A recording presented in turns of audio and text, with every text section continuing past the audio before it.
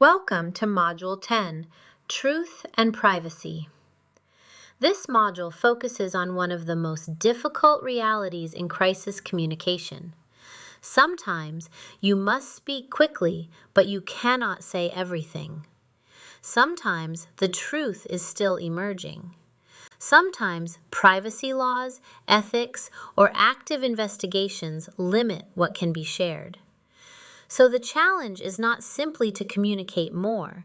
The challenge is to communicate responsibly. In this module, we will examine how professionals tell the truth without overreaching, protect privacy without sounding evasive, and make decisions that preserve both credibility and legal integrity. That balance is what strong crisis communication demands. The paradox of modern crisis communication is this.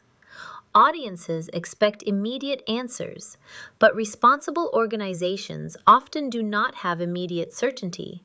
Facts may still be developing. Investigations may still be underway. Legal and ethical boundaries may limit what can be shared. That creates a real dilemma.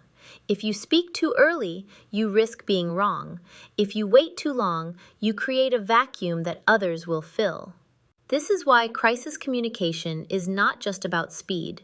It is about disciplined speed, saying what is true, saying what is known, and being honest about what is not yet known. That kind of restraint does not weaken credibility. It protects it. We can organize this challenge into 3 core tensions. First, speed versus accuracy. The pressure to respond fast is real, but accuracy is what protects long-term trust. Second, transparency versus privacy. Stakeholders want details, but organizations may have legal, medical, or personal privacy obligations that prevent full disclosure. Third, empathy versus exposure. You need to acknowledge harm and show humanity without saying things that unfairly identify victims, employees, or unverified facts. These tensions are not signs of failure. They are the normal operating conditions of crisis communication. The goal is not to eliminate tension. The goal is to navigate it professionally. This section sets up 2 case scenarios that help us understand the difference between a crisis caused by false accusation and a crisis caused by real wrongdoing. In one case, a brand may be blamed before the facts are established. In that situation, the communicator must resist the urge to apologize for something that has not yet been proven. In the other case, the organization is clearly responsible. Then the standard changes. Speed, accountability, and corrective action become essential. These scenarios matter because the response strategy cannot be one size fits all. Before you decide what to say, you have to determine which kind of crisis you are actually in. The Wendy's crisis timeline is useful because it reminds us that early claims are not always accurate. Public accusations can spread quickly, especially when they involve health, contamination, or consumer safety. The pressure on a brand to react emotionally is intense. But strong crisis communication begins with disciplined investigation. What exactly happened? What evidence exists? What can be verified internally? What should be preserved for investigators? The timeline matters because every message issued too early can become a liability later. In cases like this, communicators must move quickly, but not recklessly. An important rule in crisis communication is this: investigate before you apologize. An apology can be powerful when responsibility is real, but when the facts are uncertain, apologizing too early can unintentionally validate a false claim. That does not mean staying silent. It means choosing careful language. You can acknowledge the seriousness of the allegation. You can express concern for anyone affected. You can explain that the matter is being investigated immediately. What you should not do is admit fault before the evidence supports it. In crisis communication, empathy can be immediate. liability should not be assumed. Sometimes the investigation reveals that the original accusation was incomplete, misleading, or entirely false.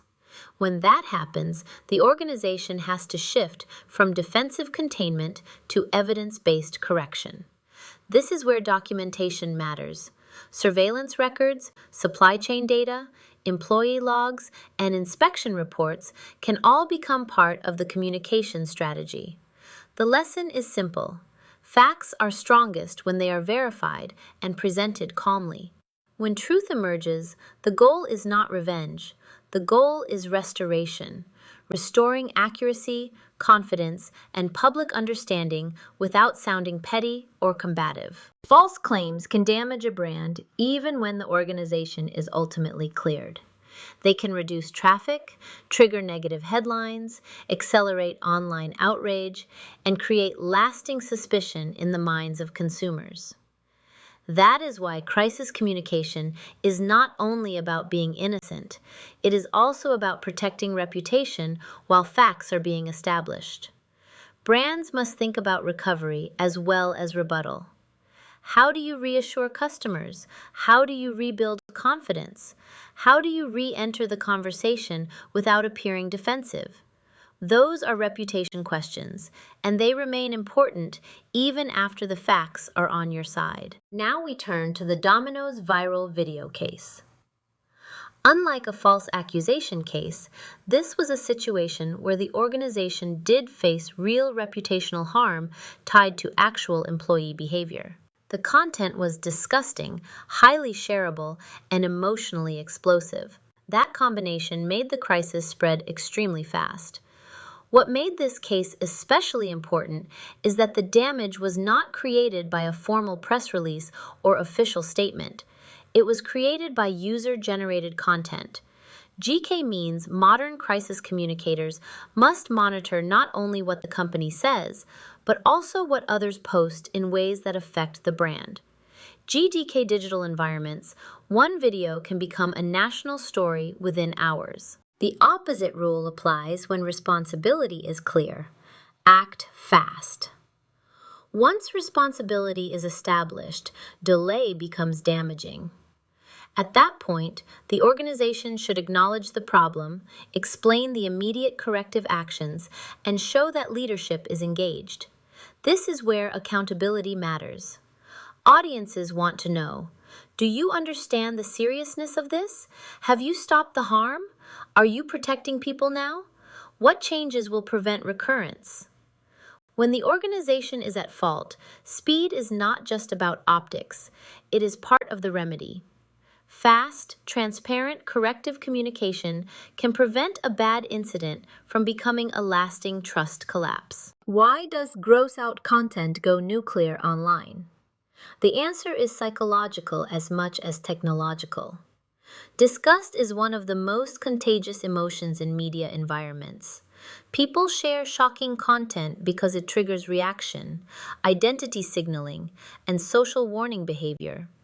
In other words, people do not only share it because it is interesting, they share it because it feels urgent and emotionally powerful. For communicators, this matters because not all content spreads for the same reason. When disgust is involved, the response window becomes smaller, the reputational threat becomes larger, and the need for visible corrective action becomes much more immediate. Employees can become a major source of brand risk. In many crises, the first reputational threat does not come from executives.